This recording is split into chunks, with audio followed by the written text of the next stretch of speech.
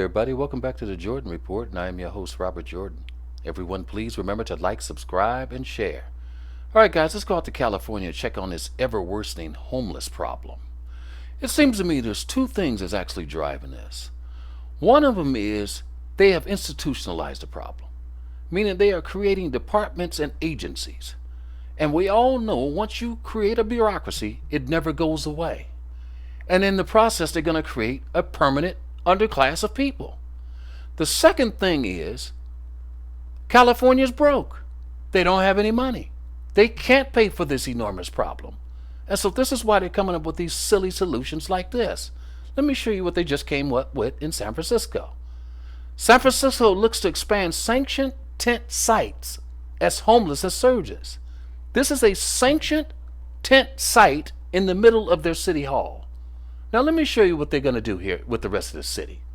As San Francisco struggles to build enough housing and shelter for its swelling homeless population, the city is looking to sanction tent sites with services, food, social workers, and hand washing stations as a temporary option. It won't be temporary, people, believe me. Supervisor Raphael Mandelman plans to introduce legislation Tuesday that would force the homeless department. How many of you guys do they had a homeless department?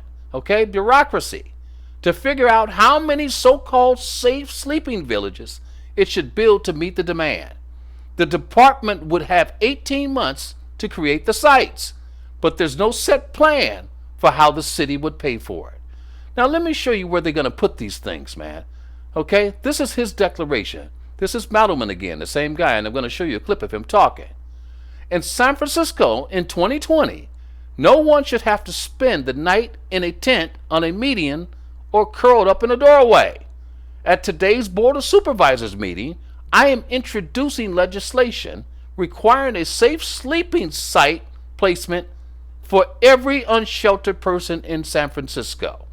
Now, a citizen looked it up. Her name was Erica Sandberg. And she said she did some research and looked up where these sites are going to be. They're all going to be in schools, people. The schools. These are middle schools and high school sites. Okay? Can you believe this?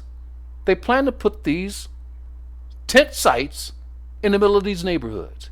Here's 8 more parks that she found or somebody else found. They're going to put them in parks also. Okay? Now I'm going to show you a quick clip of what these sites are, and then we're going to get out of here. You know, one day we wake up and it's about a minute long. Are up. The next day we wake up, the fences are up. The next day they put the green fabric up. And one day they lock the doors. I think it's a great policy, being able to set up a tent and stay where you want instead of being harassed by the police and pushed off somewhere else. They're now being called safe sleeping villages. Find empty parking lots, allow people to come in, bring their tents in, have those tents spatially distanced, have 24/7 staffing, provide hand washing facilities and bathrooms and meals. And rather than just having encampments popping up helter-skelter wherever they may, the city exerts some control over it and says that there are some areas where it is okay to be, and we're going to regulate those areas. Homelessness is a lot more visible now.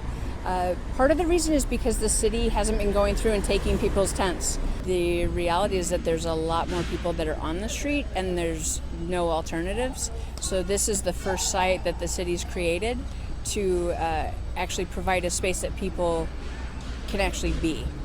And so this allowed for them to separate. So instead of being on top of each other, they were able to get distancing between the tents. Well, I've been homeless since I was 14. I'm 32 now. I just turned 32 on May 13th. We're still on the street. You know, that's still the street. We're still on the sidewalk in a tent, you know? I mean, if there was somebody sick, we'd spread it to one another fast, you know? So, I mean, we need walls protected. All right, guys. Coming to a neighborhood near you?